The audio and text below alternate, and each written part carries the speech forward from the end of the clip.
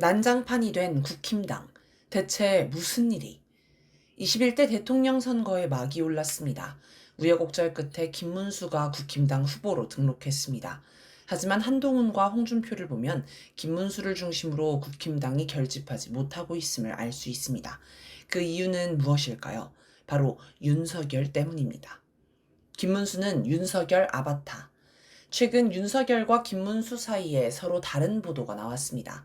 하나는 국민일보 보도인데 윤석열이 3일 김문수와 통화하며 도움이 필요하면 언제든 말하라. 대선에서 이기는 게 가장 중요하다. 의리와 신의 같은 걸 따질 때가 아니다. 대선 승리에 도움이 되기만 한다면 거취를 포함한 모든 것을 김문수의 뜻대로 따르겠다는 취지로 얘기했다는 것입니다. 다른 하나는 유튜브 채널 황태순 TV에서 김문수 캠프 핵심 관계자에게 들은 말이라며 김문수가 비상계엄에 대한 사과를 한 뒤 윤석열이 김문수에게 전화를 해서 대통령이 쿠데타를 하는 것 봤느냐? 나는 계몽령을 했을 뿐이다. 왜 당신이 비상계엄에 대해 사과하느냐며 크게 화를 냈다고 한다. 라고 소개한 것입니다. 이 내용이 언론에 널리 보도되었습니다. 둘은 서로 다른 이야기지만 내용을 보면 윤석열과 김문수가 긴밀한 관계며 함께 움직이고 있다는 것을 보여줍니다. 첫 번째 보도가 사실이라면 둘이 찰떡궁합임을 알 수 있고 두 번째 보도가 사실이라고 해도 둘이 그만큼 밀접한 관계이기 때문에 저런 말을 할 수가 있습니다. 결국 김문수는 내란 후보이며 윤석열의 아바타라고 할 수 있습니다. 권성동은 왜 버티나? 권성동의 모습도 흥미롭습니다. 단일화 실패 책임을 지고 사퇴한 권영세 비상대책위원장과 달리 권성동 원내대표는 선거 지위를 이유로 자리를 지키고 있습니다. 대구 서문시장 유세중 한 시민이 권성동 꺼져라 라고 고함을 쳤는데 대구 민심은 이 시민을 제지하기보다 공감하는 분위기였습니다. 울산 유세중에도 지나가는 차들이 경적을 울리며 배척하는 분위기였습니다. 권성동이 욕을 먹어가며 김문수 옆에 붙어 있는 건 윤석열이 시켰기 때문일 것입니다. 윤석열, 김건희는 기질 자체가 품격이 없습니다. 다른 사람을 볼 때 멸시에 가득 찬 시선으로 바라봅니다. 아마 윤석열은 김문수를 배신자, 버러지라고 여길 것입니다.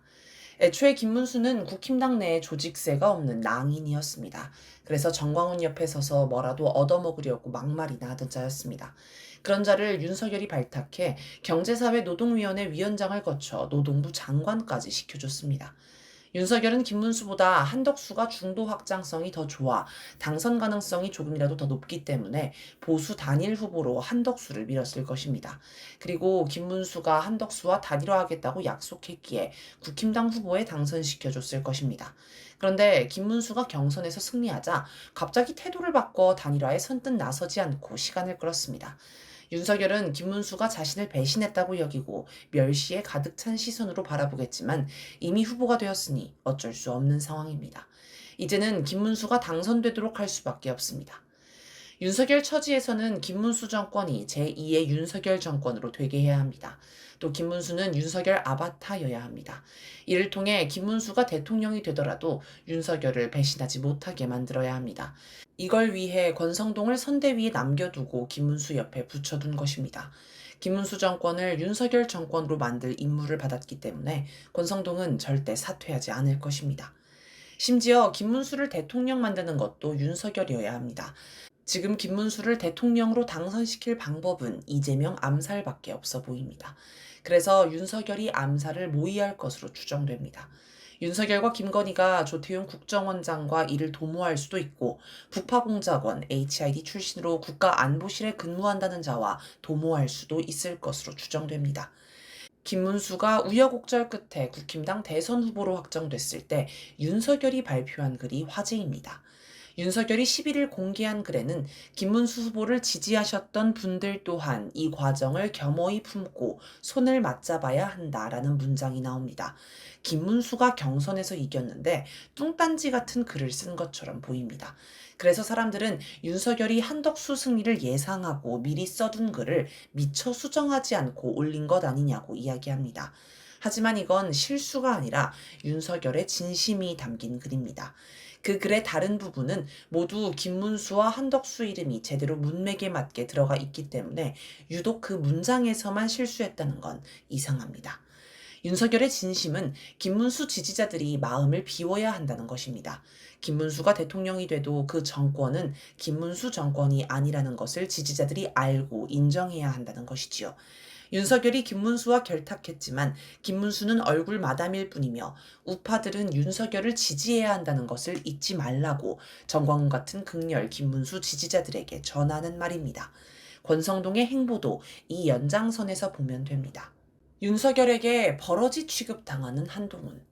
김문수가 국힘당 대선 후보가 되고 한덕수와 단일화 협상을 하는 배후에는 모두 윤석열이 있습니다. 사실 한동훈은 자신이 경선에서 승리할 줄 알았을 것입니다. 킹메이커라는 김종인이 민주당과 싸울 수 있는 유일한 후보감은 한동훈 후보라며 자기 생각에 한동훈이 경선에서 승리할 것 같다고 했으니 기대가 컸을 것입니다. 미국도 자기를 위해 움직이고 있으니 승리가 확실해 보였겠죠. 하지만 결국 김문수가 경선에서 승리했습니다. 윤석열이 국힘당 의원들을 움직여 당원들이 김문수를 지지하도록 만든 것입니다. 공천부터 대선 후보 선출까지 국회의원들이 당원의 규제를 받는 민주당과 달리 국힘당은 국회의원들이 당원들의 마음을 규제합니다. 윤석열이 김문수를 민 건 김문수가 한덕수와 단일화하겠다고 22번이나 약속했기 때문입니다. 반면 한동훈은 한덕수와의 단일화에 대해 어중간한 태도를 보였습니다. 윤석열은 그런 한동훈을 버러지 취급합니다. 김문수도 윤석열 아바타 후보고 당도 윤석열 당인데 한동훈이 선대위에 합류하는 것은 껄끄럽고 어려운 일입니다. 그래서 한동훈은 유튜브로 이재명 후보를 공격하고 김문수가 이겨야 한다고 훈수도 두지만 김문수 선거운동을 돕지는 않습니다. 보다 못한 안철수가 과자 먹으며 인터넷 라이브 방송을 할 때가 아니라며 김문수 유세에 참여하라고 촉구할 정도입니다.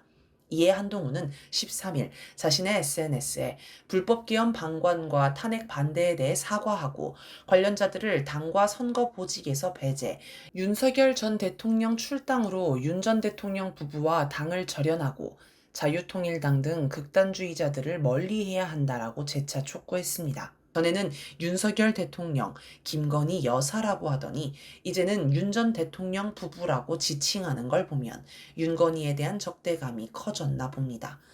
한동훈 측의 정성국 의원도 방송에 나와 국민의힘의 계엄 탄핵에 대한 태도라든지 윤석열 전 대통령과의 관계 이런 부분들을 정리하지 않고 한동훈 전 대표가 어떻게 합류를 하나라고 했습니다. 국힘당이 윤석열과 결별하는 절윤을 해야 김문수를 돕겠다는 것입니다. 하지만 국힘당이 절윤을 하기는 쉽지 않습니다. 절윤을 통해 김문수 당선이 확실해진다거나 당내에서 반윤석열 여론이 대대적으로 일어나야 그나마 가능성이 있어 보입니다. 그런데 지금 윤석열, 김문수, 한동훈 등은 국힘당이 대선에서 이길 방법은 이재명 후보 암살밖에 없다고 볼 것이라서 당내 여론은 별로 신경을 안 쓸 것입니다. 그러니 절윤 가능성은 높지 않습니다. 그리고 한동훈이 선대위에 합류할 가능성도 작습니다. 한동훈은 논리적 일관성을 자신의 특징으로 장점으로 내세웁니다. 예전에 여의도 화법을 안 쓰겠다, 말 바꾸기 안 하겠다고도 했습니다. 따라서 이제 와서 말을 바꿔 국힘당이 절윤을 안 했는데도 선대위에 합류하는 건 한동훈 스타일이 아닙니다. 이걸 보면 김문수를 중심으로 국힘당이 단합된 힘으로 대선에서 전력 질주하기는 힘들 것으로 보입니다. 지금 국힘당은 당내 주도권 싸움, 알력과 갈등이 심화하는 구조입니다. 왜 이렇게 어수선한가? 보통 어느 당이건 대선 후보 경선 과정에서 우여곡절이 있어도 일단 후보가 확정되면 후보 중심으로 분위기를 재정비해 대선에서 전력 질주하기 마련입니다. 그런데 지금 국힘당 모습을 보면 한동훈은 겉돌고 있지, 홍준표는 아예 탈당을 선언하고 분풀이하지, 치겠다던 빅텐트는 빈텐트가 되어가지, 정말 어수선합니다. 왜 이럴까요? 국힘당이 당원과 민심을 무시하고 윤석열을 비롯한 상층 몇몇의 뜻대로 움직이는 게 문제입니다. 이건 이번 경선 과정을 봐도 쉽게 알 수 있습니다. 이 자들은 대중을 이용해서 한덕수를 띄웠습니다. 도널드 트럼프 미국 대통령과 전화 통화를 한 것도 먹혔습니다. 단일화를 약속한 김문수가 경선에서 이긴 것도 한덕수 후보 만들기의 수순 가운데 하나였습니다. 이 자들은 김문수를 눌러 앉히는 데서도 단일화 여론조사와 당원 투표를 이용했습니다. 당원과 민심에 따라 당을 운영하는 게 아니라 당을 마음대로 휘두르기 위해 당원과 민심을 이용한 것입니다.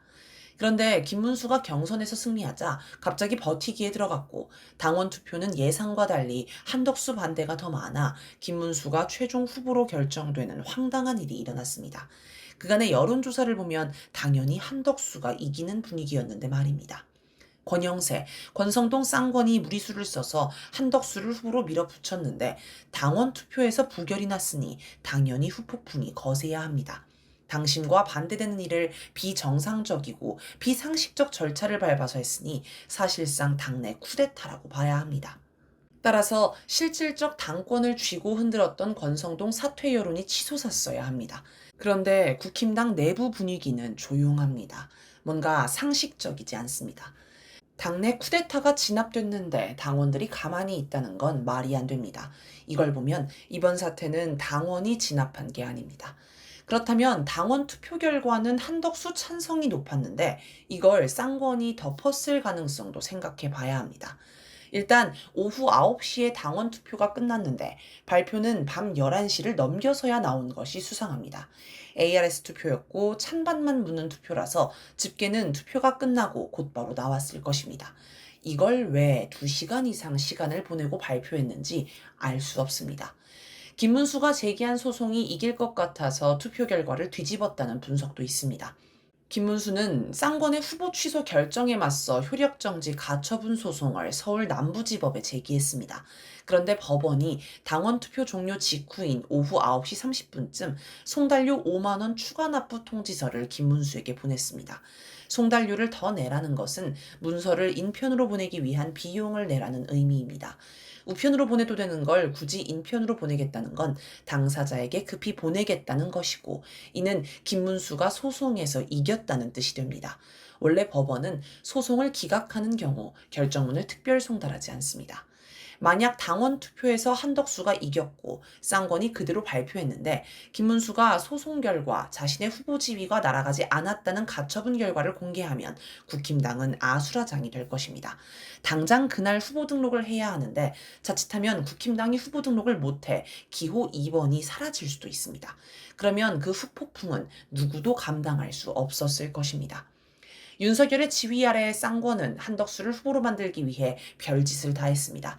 그러나 그 과정에서 법과 규정, 절차를 다 무시하다 보니 법정 다툼으로 가면 패배가 확실했습니다. 김문수가 가만히 있었으면 조용히 넘어갈 텐데 소송을 걸어버리는 바람에 모든 계획이 물거품이 됐습니다. 법원이 감싸주고 싶어도 너무 명백한 불법이라서 자기들한테 불똥이 튈까봐 감싸줄 수도 없었습니다. 안 그래도 사법부가 내란 동조자라 규탄받는 상황에서 그런 무리수를 둘 수는 없었겠죠. 당원 투표의 진짜 결과는 구체적인 수치를 공개하지 않으니 검증할 방법이 없습니다. 그냥 쌍권이 부결됐다고 발표하면 그걸로 끝입니다. 결국 윤석열은 김문수를 후보로 용인하되 대신 권성동을 붙여서 여전히 국힘당을 윤석열 당으로 남겨두었습니다. 그 때문에 한동훈은 선대위에 합류하지 않습니다. 지금으로서는 국힘당이 김문수로 결집해 대선에서 전력 질주하는 것은 불가능한 상황이 되었습니다.